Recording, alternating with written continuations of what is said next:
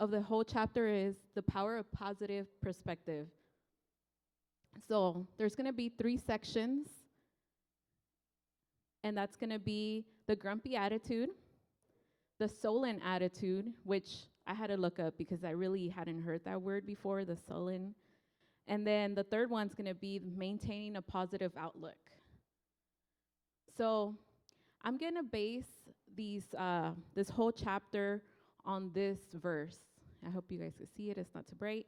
So it's Ephesians 4:31-32, and it says, "Never be bitter, angry, or mad. Never shout angrily or say things to hurt others. Never do anything evil.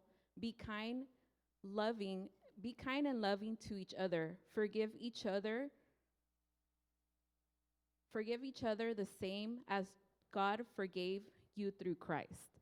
So if we break that, we're going to break it down, that verse. So the first 2 verses, the first 2 sentences are kind of related to the grumpy attitude on the first one. The second sentence would be the sullen attitude. And then to keep a positive outlook, it would be the be kind and loving to each other.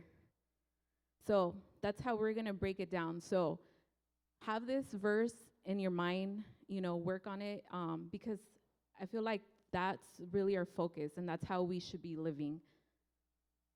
So next slide. Okay, so I have 2 questions for you guys. The first one is, are you generally in a good mood? Think about it. Are you always in a good mood? And then the second question is, do you make it a point to respond pleasantly to others most of the time? And now, lately, I think I've heard from different people in the serving industry or in the retail industry that, people are horrible nowadays. Like, they forgot their manners and they forgot how to do that. And sometimes we could fall into that because, we could have a weird day and all of a sudden you snap at somebody, right? So think about those. Are you generally in a good mood? And do you make it a point to be pleasant to others? So next slide. So this is Grumpy Cat, right? Well, one of the Grumpy Cats that I found. But generally, this is what Grumpy looks like, right? What about the next one? It says, "I'm totally a people person. Also, whenever people approach me." Who feels like that sometimes? Sometimes before coffee, right? What about the next one? Or do you know somebody that would look at you like that? Or nowadays that, if you're, like I said, a server or in the retail industry, do people look at you like that? And the next one is, and this one's for like, the people who work and stuff like that, who are fed up, It says, "When everybody at work is testing your patience, but you stay calm because you have bills to pay," right? That's relatable. I can't say that right now because I started a new job, so I'm happy right now. Okay, so next slide.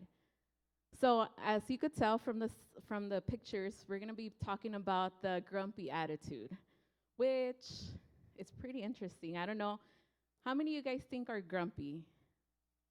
Generally, you're grumpy. I tend to be grumpy. No one really sees that side of me unless you're friends with me. Like Sister Myra knows I have a really grumpy side. And then, sometimes we get grumpy because things don't go our way. But what is grumpy? So I was looking up the definition because sometimes we think grumpy is one thing and, different things. So it says easily irritated or annoyed, given to complain a lot. So you complain a lot. Or other words for grumpy is short-tempered, cranky, grouchy. So as I say that, who does that remind you of? Like a show? Squidward, right? Did you say Squidward? No. Well, Squidward, right? Because anything that anybody did was so annoying to him. So he fits into that definition of grumpy. Okay, so next slide. So before we read this verse, and I know it's a lot, one character of the Bible that I chose for this lesson is Moses. And He wasn't a grumpy person. If you see his whole, story, he was never a grumpy person till one day. And that one day ruined everything for him. So this is actually in Numbers chapter 20, verses 2 all the way to, 12. So we're going to have a lot of reading to do. So let's read. It says, there was not enough water for the people at that place. So the people met together to complain against Moses and Aaron. The people argued with Moses and said, maybe we should have died in front of the Lord like our brothers did. Why did you bring the Lord's people to the desert? Do you want us or our animals to die here? Why do you bring us from Egypt?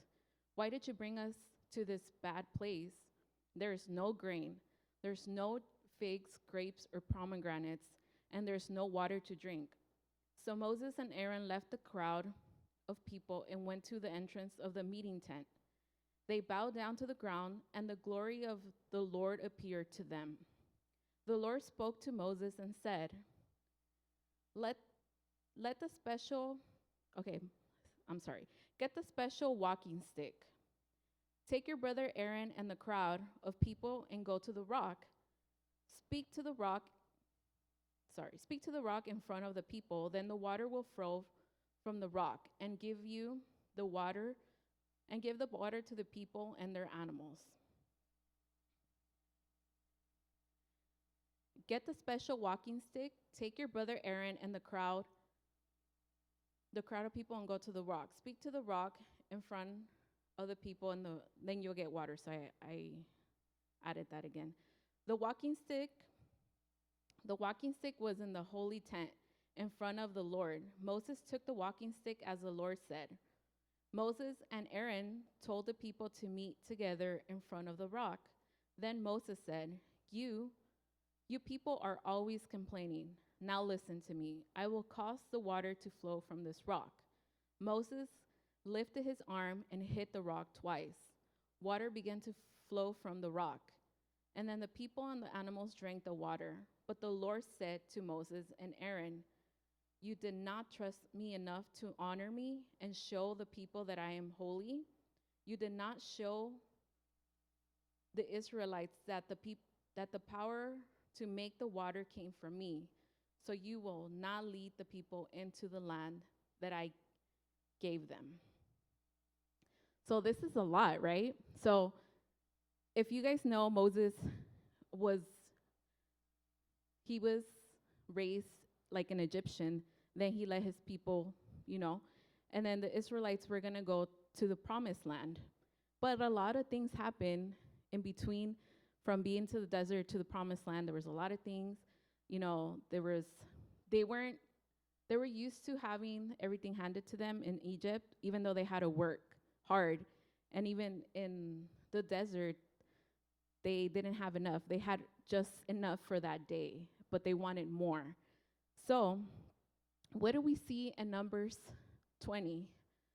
If we could go to the next slide. Okay. So let's break it down a little.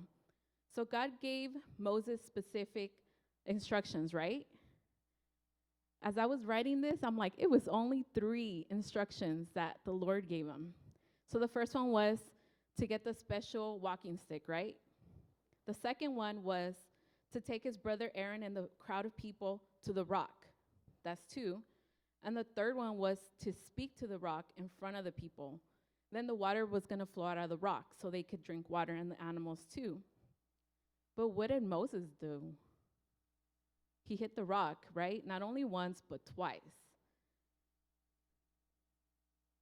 And with that action, what did it cost? Like, what did it cost to Moses? Like, he didn't get to the promised land because he hit that rock, right? So sometimes we are in situations, maybe because I was reading this and he said that Moses was a very patient man, very patient. And to that point, he got really upset. If we could go to the next slide. So So we can't be upset. Well, I get upset because I'm like, man, he did all this work for nothing, because of like one person, he lost the promises, right?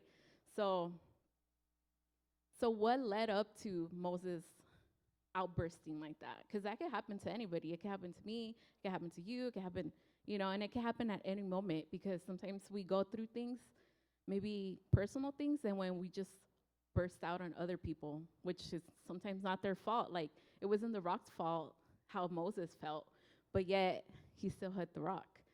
So one of the causes was that the people were murmuring, right? They were complaining. So they were never pleased. So they were complaining ever since they left Egypt.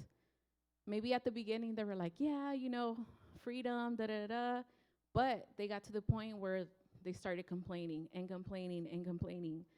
And I don't know about you, but have you ever had a friend who complained a lot? It gets so annoying, right? It's like nothing's ever good for that person. So that's how he was feeling at that moment. And even seeing miracle after miracle, like, they still kept complaining. Like, one of the things was the manna was like falling from the sky, right? It was food. And that was a miracle. Like, you don't see meatballs coming out of the sky, do you? Like, but they got to see food come from the sky, but that wasn't enough for them. They saw the rock. The rock gave them water, but still, like, that wasn't enough for them. But all that complaining and all that murmuring made Moses reach a breaking point, like we were saying. And let me see. I got stuck. So think about like your actual current situation in life right now. What is something that is making you reach that breaking point? I know for some, life is good right now. But for some of us, life is a little roller coastery, right? I could tell you personally, this year has been crazy. Besides COVID, besides anything, it's been a roller coaster ride. And sometimes you get to that point where, not that I was murmuring or complaining, but I got to that point where Moses got, where I'm like, where am I going, Lord? Why am I still stuck here? What's next? Like, I don't see a future. I don't see what's going on next. And so I understand where Moses come from. Maybe not because of the, people or the situation, but sometimes you get placed in those situations where, you start questioning things. And even though, like, per se, I'm gonna give myself as an example. Like, most of you guys see me here always cheery and happy and da-da-da. You guys don't see no expressions. But like I said, people who are closer to me, they get to see the different sides. I am picky. I am, I like to follow rules. I like plans. I like this. And when things don't go that way, my mood changes. You could tell on my face. I can't hide my facial expressions. They're pretty there. So I can't lie because you could tell on my face how I'm feeling at the moment. Even though I try to hide it, but you could hide the actual saying how I feel, but your face tells your whole story. So as I was reading this, it was so funny because we got this assignment a year ago. Was it a year ago? Yeah, right? We got this assignment a year ago. So like Brother Jay says, we pull it out a lot. And I'm like, oh, this is interesting. I'm like, yeah, I have a positive perspective in life. Like, I like to be positive. I like to be like, okay, we could do this, we could do that, push, push, push. But as stuff started changing in my life, and as I was reading this, I was like, wow, I've become more of a grumpier person lately because I have a lot of uncertainties in my life.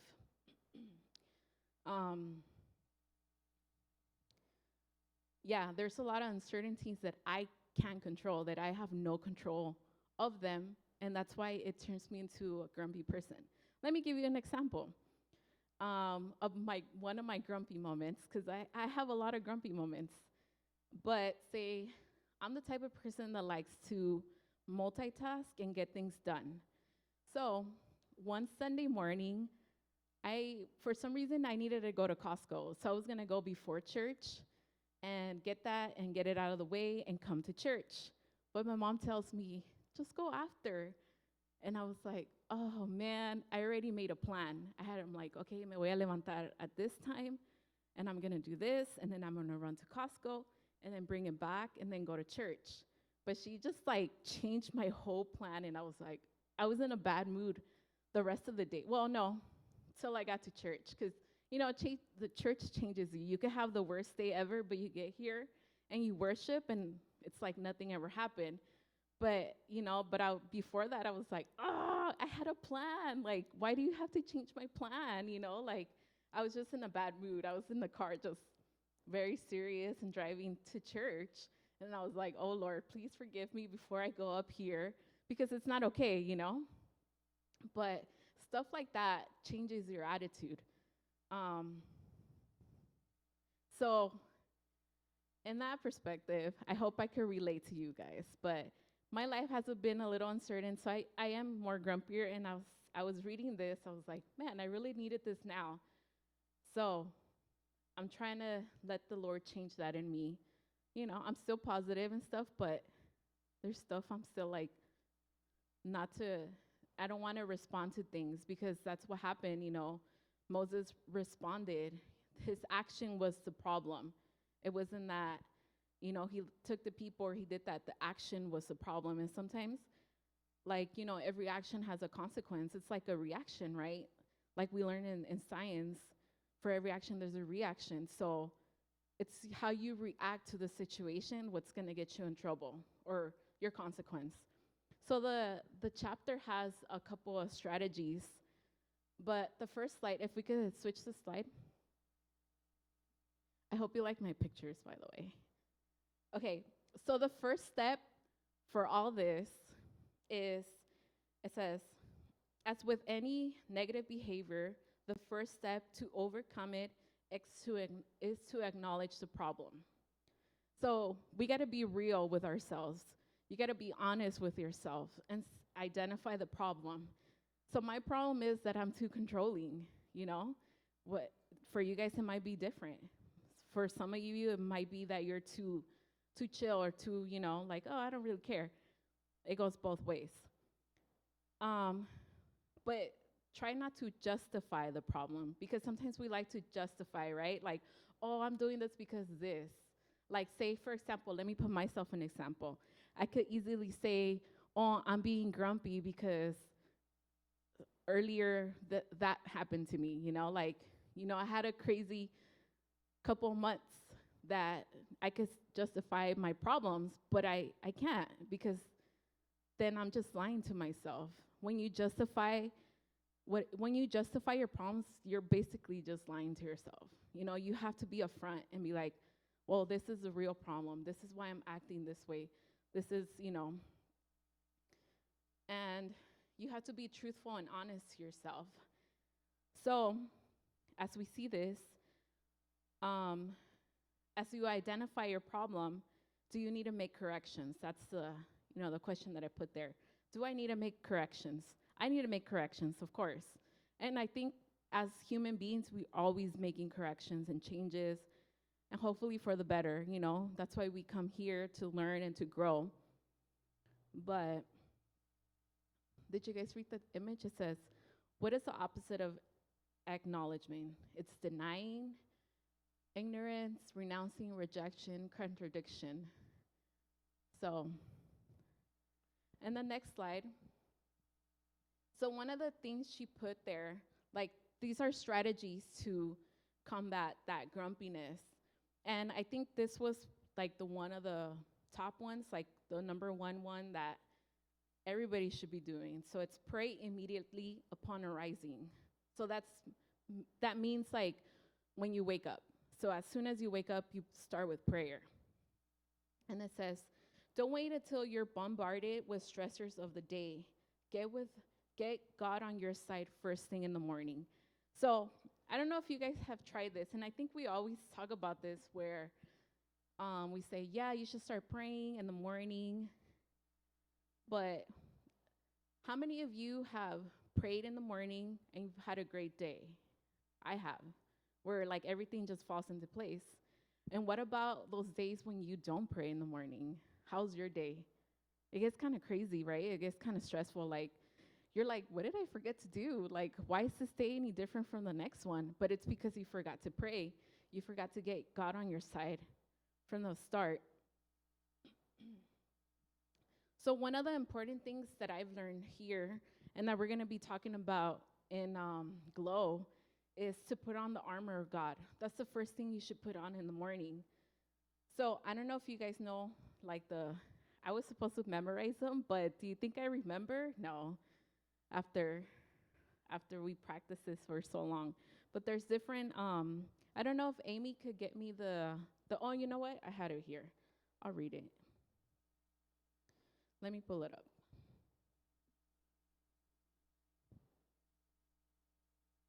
Okay, so it's on Ephesians 6, verse 14 to 17, and I'll just read it. It says, so stand strong with the belt of truth tight around your waist, and your chest wear the protection of the right living. On your feet wear the good news of peace to help you stand strong. And also use the shield of faith with which you can stop all the burning arrows that come from the evil one. Accept God's salvation as your helmet and take the sword of the Spirit. The sword is the teachings of God. So over the years, I've heard, even Pastora mentions this all the time. She's like, first thing in the morning, you should always put on the armor of God. So then it says, ask God to infuse you. So when you get up and in your prayer, always ask God to infuse you with his peace and joy. Also to empower you to respond his way and not your grumpy way through the day. So I thought that was funny because when we pray, we ask for God's peace, and the last part was like, let me respond like you would respond, not like how I would respond with an attitude or, giving them the side eye or something like that. And also in Nehemiah chapter 8, verse 10, it says, the joy of the Lord is our strength. So always remember that the joy of the Lord is our strength. Like even if you're having that day where, the joy of the Lord is our strength, and that's what keeps us going. So the next one that was on there was to get adequate sleep. So I think this is a touchy subject, especially for you younger ones. I know I went through this where I was young and I slept like 1 or 2 hours or 4 hours max when I was your age. Not that long ago. But this is very important, and I've been reading on sleep a lot because, sleep is an active state. Sleep is where you get your recovery, where you get where your metabolism works too. So it's your body. It's like you close your eyes, but your body's still active, and it's still but it's restoring itself. And so I tell you now that you should get some sleep. Like I know, like you might have midterms, you might have papers, you have this, you have that, you have work. You got to get your schedule together, but it's better that you learn how to manage that now and fit your 8 hours of sleep, because your body gives up on you eventually. Like, you get to my age, and I'm not that older from you guys, but I can't stay up anymore. I can't stay up past 12 because the next day I feel like I got run over by a bus, and it's not okay. It's not okay to feel that way, but it's because I spent a lot of time not sleeping. How was I supposed to sleep? And also another thing, I don't know if you guys have touched this in school, is that you never recover your sleep. It never recovers. Like you can never get back the 2, 3, 8 hours that you didn't sleep yesterday, and your body never recovers from that. So it just keeps adding up. So I tell you now to start getting your adequate sleep, at least 6 to 7 hours. Like make it work. Like I know we touch a lot on working on your schedules and stuff, right? Like learn how to manage your time now. So when you get older, you don't have to worry about that. You're like, okay, I'll do this, this, and that, and then I'm gonna get my sleep too. I'm telling you now, learn how to get your sleep in because your body does give up on you. It stops working like it's supposed to. So it says, if we don't sleep long enough for our systems to restore and rejuvenate, we will most likely be grumpy or find ourselves irritated by the similar things. What about this? If you guys don't sleep enough, do you guys feel grumpy the next day? Yeah, right? And then you're all snappy with everybody. And it's like, man, this person didn't sleep. You could tell when you don't sleep. So it's very important. If you guys could work on that now, great, you know? So the next one. So it says, get a medical checkup. So I've been learning a lot also on like random pains, like say you didn't work out, but yet you feel really sore. So when you're stressed out, your body manifests it in different ways. You know, sometimes you get grumpy, you're snappy, or sometimes it's neck pain, and you're like, where does this pain come from? Like, did I sleep wrong? Or, you know, or my arm's hurting. So that's not normal.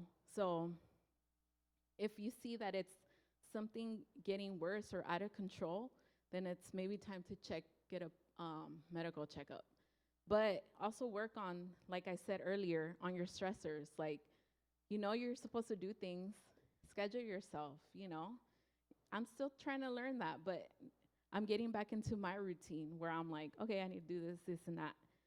But, you know, it says like, one example that she gave was that her husband was getting like cluster headaches, and those headaches were making him moody, you know, and so that's to the point where, okay, that's not okay. When it starts affecting your mood, it starts affecting, you know, your relationships where you don't want to do stuff, you know, you don't want to get out of bed, and then that's a problem. So then what he did is he went to get a checkup and he got it under control.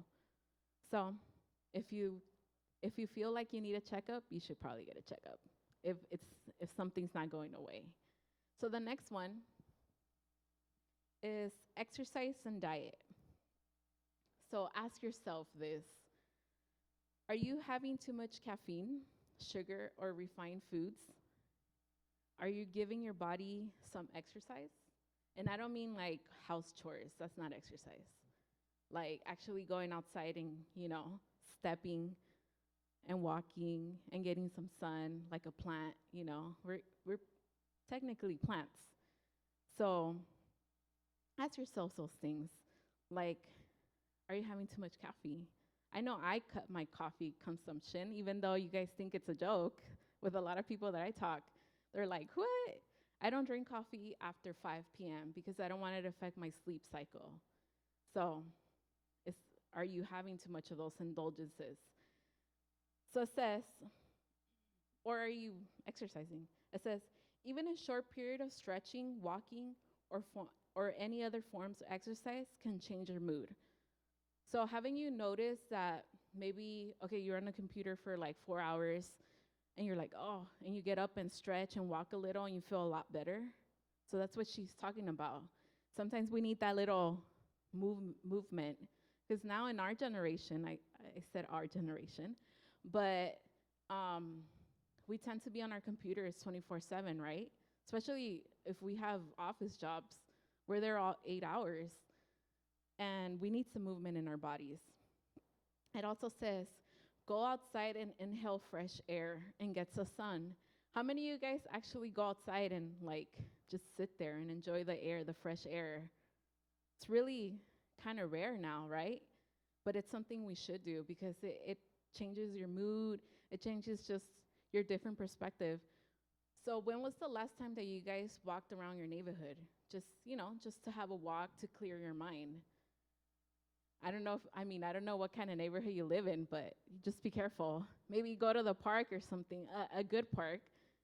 But, you know, like, try it. You know, if you can go outside and walk around your block, and you'll start, you know, like you instantly would feel a lot better. Like you get distracted by everything around you. Like I started doing that at my, because I work from home permanently. So sometimes in my breaks, I go out and walk, and I'm like, oh, this house has this. Oh, I like how this house is, and it kind of just like distracts me from like whatever problems I was having at work or, whatever. But it's then you start noticing little things in your neighborhood, and you're like, oh, I should do that in my house too, or just to have that stretch. And sun is good for you, so I advise you to get sun. So also, it talks about making sure you have a balanced meal. And we kind of talked about this in our meeting last time. We're talking about indulgences and how, like, you're like, oh, treat yourself, right? But how many times do you treat yourself in a week? And those calories add up, because say you go treat yourself, say you treat yourself in the morning for a Starbucks. And if you get a regular Starbucks, that's like 300 to 400 or 500 calories in just one drink, especially if you get the sugary drinks. And then for lunch, you're like, oh, I'm going to go, what's something fancy do you guys, no, not fancy, something that you guys crave that's not healthy during lunch? Like pizza? Huh? Chicken nuggets? Say you go for 2 boxes of the 10 chicken McNuggets that are on sale, So then that adds more to your calories. But where are your veggies, That's just, so instead of indulging every single day, maybe just pick one. Like they say, the cheat day, right? Maybe have one day where you have one meal that's out of the ordinary. Like, oh, I'm going to go check this place out, instead of having it every single day or like 3 times, at your meal. I don't know how many times you guys eat in a day, but, those calories add up.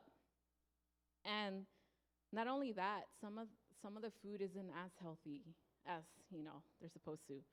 But also, it says, make sure you eat a balanced meal with lots of protein and veggies. And if you're going to indulge, try to keep it at 1 day minimum if you can. Because I know sometimes we get a little crazy, or sometimes I think what we were talking about in the meeting was that, if you're having a bad day, you're going to go for your comfort food, right? And it shouldn't be that way, because like I was telling my side of the story, in my household, there was never comfort food. Like my mom doesn't even like chocolate, so, if comfort food, it was like our Guatemalan food, but that's it, it's nothing out of, I'm going to have a piece of cake or something. But for your generation now, comfort food is like, oh, I'm gonna have some chocolate, or I'm gonna go have a boba drink, or I'm gonna go, what else do you guys eat? The mochi donuts or whatever, that's on, on trending right now. And those things they're good to indulge, but not all the time. So exercise and watch your diet. That helps your mood out too, because even though, okay, I don't know how many of you guys work out here. Say you have a regimen where you work out, and you stop working out for maybe a couple of days, maybe a couple of weeks, and you feel it, right? Like you're like, wait, something's missing. Like I need to go sweat a little. So sweating is good, it gets your endorphins going. And then the next one. So I lumped these 3 together. This is very interesting because some of us are like they call it the yes man, right? Or people pleasers. So saying yes to requests from personal favors only when you want to. That's very important, because sometimes we overextend ourselves and say, yeah, I'm going to help you with this. I'm going to help you with that. And we don't set those boundaries, and the people expect a lot from us, whoever it is, whether it's our family or friends. And it's time to say yes to the things we can do and no to the things we can't, or when we don't kind of feel like it, because sometimes we do things, we say yes to certain situations, and then we're all moody because we don't want to do them, right? We're like, oh man, I already said yes, now I have to do it, and you don't do it willingly. So that's very important. So I'm not saying be selfish and be like, no, I'm not gonna do anything, like I'm not, no. I'm just saying like prioritize what it is. Like if it's your parents asking you for like help on something, of course you're gonna help them. But if it's another family member que ya sabes that they only ask you to help you all the time, then maybe you're like, okay, I'm not gonna do this time. Okay, so the next one is plan a social activity with positive friends. I thought this was funny too because sometimes we don't think about it.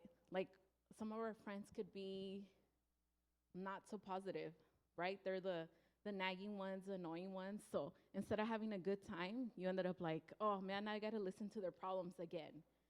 Like so instead of, start limiting your time and setting boundaries with those people that aren't that positive and have some better positive friends. And then the next one is focusing on the needs of others. And this one, she was mostly talking about helping the ones in need, like homeless. Like say you volunteer in a homeless shelter, focus on that, on helping the ones that really need help. Because I don't know if you guys have ever volunteered somewhere where after you left, you're like, wow, like my life is like this way and this person needs much more, and now I was able to help this person with whatever they needed. And that's a good feeling. I like to volunteer. I'm a big volunteer person. Not recently because of COVID, everything went down, but I volunteered in a lot of places, and that makes you feel different, and it makes you feel like you're helping that person out. And even in small situations, but focus on others' needs. And the last one is, so this one wasn't a strategy, it was more like digging deeper, like the question says, what's really going on? So if the strategies that I read before didn't work, then there's something else happening. There's something that you need to confront. Are you frustrated with the lack of direction? Are you really irritating? Well, what's really irritating you? Lack of uncertainty, and some certain situations you have no control over. So if you feel like the strategies that I talked about earlier aren't going to help you as much, you need to check to see what's really going on. And I put the last one because, like I said, there's some things that happen in your life that are completely out of your control, and they're going to be annoying, but that's why there's, people to talk to. And if you do feel like any of these questions apply to you, or you're thinking about like, hey, what's really happening, that's why you have Brother Jay, Sister Myra, and myself, to come talk, because sometimes we like to keep things inside, and that's not okay. Because there's certain situations that maybe we just need to talk about, even though there's nothing we can do about them, but maybe we just need to release whatever is happening, and we'll probably feel a lot better. I know it happened to me. I could add myself into this example. We were talking about a situation, and I ended up bursting out in tears, and it was something completely different, and it was because I needed to talk about it. And so sometimes we need to talk about stuff or nip it in the butt before it gets bigger than what it is. And so after I had my outburst and I talked to Brother Jay and Sister Myra, I felt a lot better. I'm like, okay, maybe I was just like overreacting, but like I think your dad got a little scared. He's like, what's going on with Sister Tracy? But because I'm not that type of person, but with certain people I am. But sometimes we do need to reach and dig deeper to see what's really making us a grumpy person or irritated all the time. So, yeah. So, as I leave you with this, think about everything that we talked about, like the questions, like, are you the grumpy cat? Or are you like, you're ready to quit work because but you still need to pay your bills? But, sometimes we do need to dig deeper to see, why am I acting this way? Why am I doing this? And if you need help, ask for help. You know, like we always say, this is a safe space. You know, like come talk to us. Like maybe we might not have that solution at the moment, but at least you talked about it and you feel better about it. Maybe there's a strategy or something, because like Brother Jay, Sister Myra, and Sister Rosaline, we've been around longer than you guys. We have more experience with life, you know. Brother Jay and Sister Rosaline are married. They have, you know, more family, marriage, whatever's happening at home. They have more experience.